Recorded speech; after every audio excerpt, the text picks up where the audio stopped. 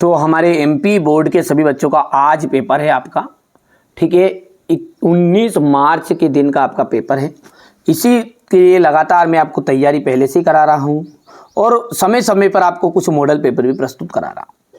तो इन्हीं में से बड़ी रिसर्च के बाद में मैं आपको, देखिए मैं जो चीज़ें बताता हूँ ना, पहले खुद ही रिसर्च करता हूँ कि हाँ आने के चांस रहेंगे कि नहीं आएंगे। तो ये बड़े ही इंपॉर्टेंट क्वेश्चन इसमें समाहित लगे मुझे, तो मैं आपके सामने एक सिंपल पेपर यहाँ पर बता रहा हूँ जिसका नाम मैंने दिया है डी। चलिए तो देर किस बात की है, फटाफट से शुरू करते हैं। इससे पहले 3 और मॉडल पेपर बता दिए, नहीं देखे तो जरूर देखिएगा, क्योंकि आप भले एमपी के कोई से भी जिले से हो, मेरे द्वारा जो 4 मॉडल पेपर बड़ी रिसर्च के बाद बताए गए हैं, इनको कर लोगे तो डंके की चोट पर कह दूं, आपको कोई भी 70 से 75 नंबर लाने से नहीं रोक सकता। चलिए शुरू करते हैं। विराट के प्रति जिज्ञासा की जो भावना मिलती है वो छायावाद में मिलती है।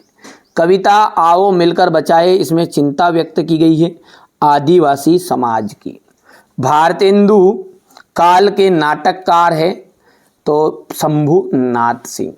कुएं की खुदाई इस औजार से की जाती है, कुएं की जो खुदाई वो बसोली से की जाती है। पत्रकारिता लोकतंत्र का स्तंभ है चौथा, ठीक है। निम्नलिखित में से विज्ञान संबंधी तकनीकी शब्द है तो नाभिक। कबीर ने ईश्वर की एक सत्ता मानी है। काव्य में साधुककड़ी भाषा का प्रयोग कबीरदास जी ने किया है। मियाँ चारपाई पर बैठे बैठे बीड़ी का मजा ले रहे थे। लेखक कुमार गंधर्व के अनुसार लता ने करुण रस के साथ उतना न्याय नहीं किया। डायरी नियतांत व्यक्तिरेक रचना है। काव्य सौंदर्य बढ़ाने वाले धर्म को हम अलंकार कहते हैं। क्या कहते हैं? अलंकार, ठीक है। इसके बाद में आपका हो जाएगा सही जोड़ी। सबसे खतरनाक अवतार सिंह संधू पास हो जाएगा, इनकी रचना है ये। गलता लोहा शेखर जोशी। आलो आदरी बेबी हलदार। स्वालेखन डायरी। रश्मि रथी, रश्मि रथी का आपका हो जाएगा यहाँ पर रामधारी सिंह दिनकर। और तो क्या है आपका निपात शब्द है। भाव पल्लवन आपका हो जाएगा भाव विस्तार। इतनी चीजें क्लियर है। आगे बढ़ते हैं। अगला दिया गया है रीतिकाल का एक दूसरा नाम। आलो आदरी किस भाषा का शब्द है? बंगाली भाषा का।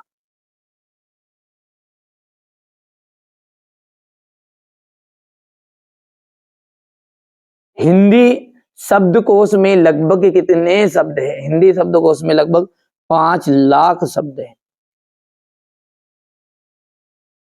ठीक है। बिंब का शाब्दिक अर्थ है, बिंब का मतलब था मूर्ता स्वरूप प्रदान करना।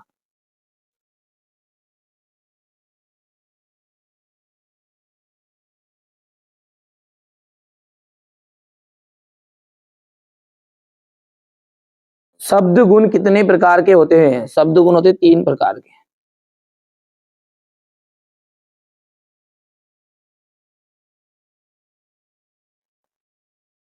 अपनी करनी पार उतरनी लोकोक्ति का अर्थ क्या है?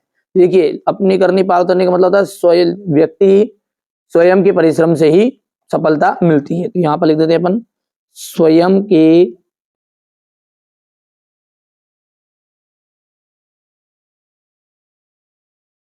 परिश्रम से सफलता मिलती है। हो गया। इसके बाद में आगे अगला है आपका धनराम कुशाग्र बुद्धि का बालक था, तो ये आपका हो जाएगा असत्य। कृष्णा सोबती ने देशभक्ति से संबंधित कहानियां लिखी, ये आपका ये अभी असत्य रहेगा।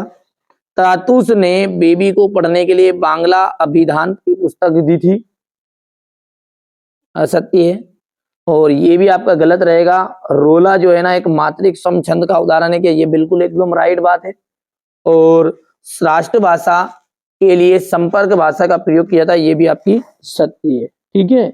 आगे बढ़ते हैं और सत्य सत्य के बाद में आपका अगला है, यहां पर है प्रगतिवाद के 2 कवियों के और तथा उनकी एक एक रचनाएं बताई है, ठीक है। भारतेंदु युग के 2 लेखकों के नाम बताना है। कबीर ने अपने को दीवाना क्यों कहा है? तो ये सारे जो प्रश्न है क्वेश्चन नंबर 23 तक, इसका सॉल्यूशन है ना अपन पीडीएफ के थ्रू कॉपी में यहां पर देखते हैं ना, तो चलिए कॉपी में अपन अच्छे से समझते हैं, इसको हट करते हैं साइड में। यहां से देखिए ये आपका सेट ए जो चल रहा है उसका पूरा सॉल्यूशन है। ये देखिए क्वेश्चन नंबर 6 क्या है, बोल रहा है प्रगतिवाद के दो कवि तथा उनकी एक एक रचना बताइए। हो गया इतना। इसके बाद में याद भी कर सकते हैं आप, भारतीय हिंदू युग के दो लेखकों के नाम आपको बताने हैं, यहां से लिख सकते हैं, स्क्रीनशॉट ले सकते हैं। कबीर ने अपने को दीवाना क्यों कहा है, तो देखिए यहाँ दीवाना का अर्थ होता है पागल, किसी के प्रेम में डूबा हुआ व्यक्ति दीवाना कहलाता है। कबीर भी प्रभु की भक्ति में लीन है, जबकि ये संसार जो है बाहरी आडंबरों में उलझकर ईश्वर की खोज कर रहा है, इसलिए कबीर ने स्वयं को दीवाना कहा है। मीरा जगत को देखकर क्यों रोती है, मीरा श्री कृष्ण के प्रति भक्ति उसकी अनन्य है, वह पूर्ण समर्पण के भाव के साथ अपने आराध्य पति को मानकर, ये आप याद कर सकते हैं, सिंपल लैंग्वेज में लिखाया है मैंने ना। इसके बाद में ये द्विवेदी युग के कुछ गद्य की कुछ विशेषताएं लिखिए, 2 या 3 आपको कर लेनी, ज्यादा नहीं करनी, पर मैंने पूरी आपको यहाँ पर बता दी है ना। बढ़िया से कंप्लीट करते जाना है ना। ये इसके बाद में ये बचा हुआ इसका द्विवेदी युग की विशेषता का। अगला क्वेश्चन है आपका, निबंध को गद्य की कसौटी क्यों कहा गया है। जो निबंध है उसको गद्य की कसौटी क्यों कहा गया है ना। गद्य की कसौटी इसलिए कहा गया क्योंकि जो कवि रहता ना, देखिए गद्य में आ जाता लेखक, कवि जो रहता ना उसकी 4 पंक्ति लिखी, 4 पंक्ति में से यदि एक पंक्ति भी उसकी अच्छी होगी, भावपूर्ण लिख दी, तो उसकी बड़ाई हो जाती है। लेकिन लेखकों के साथ ऐसा नहीं होता, उनकी हर पंक्ति पर ध्यान दिया जाता है। कम से कम 5-4 बार वो लिखते हैं किताब, जिसके बाद में एक आधी वायरल होती है, यानी कि सीधी सी बात है। तो ये अपन यहाँ से इसको कंप्लीट कर सकते हैं। 2 हिस्से में स्क्रीनशॉट ले लेना आप, ये यहाँ तक ले लिया, यहाँ से याद रखना 1 वाक्य तक है ना, और फिर इसके बाद में ये यहाँ से। चलिए अब आगे है, ये क्वेश्चन नंबर 9 आपका, ठीक है, ये क्वेश्चन नंबर 9 है। यहां से देखिए ये क्वेश्चन नंबर आपका 9 है, बढ़िया से कंप्लीट करना है।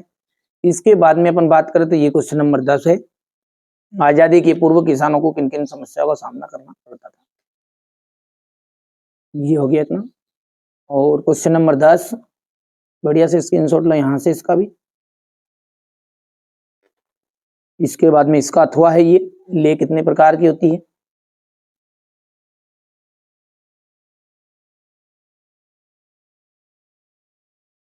बाद में यहां से यहां तक हो गया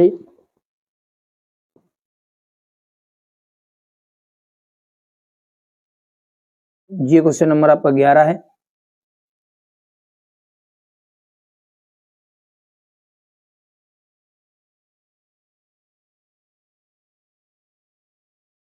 हो गया। इसके बाद में यहां से ये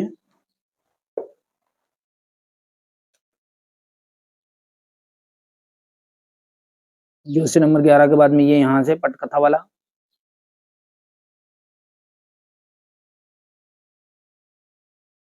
हो गया इतना। महाकाव्य और खंड काव्य में अंतर।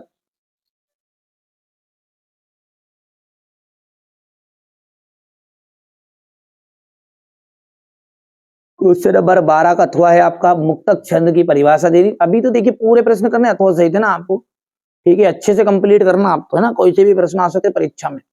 हमारा उद्देश्य यही है कि अब की बार 90 पार, जिन बच्चों को वास्तव में ना 90 के पार पहुंचना है, और वास्तव में जो बच्चा चाहता है कि अब की बार 90 पार, इन बच्चों की तरह देखिए अपनी ऑफलाइन कोचिंग कार्य चलते हैं। यदि आप भी इन बच्चों की तरह अच्छे परसेंटेज बनाना चाहते हैं तो जो बता रहा हूँ ना उसको कंप्लीट करो बस, आप तो है ना चिंता बिल्कुल मत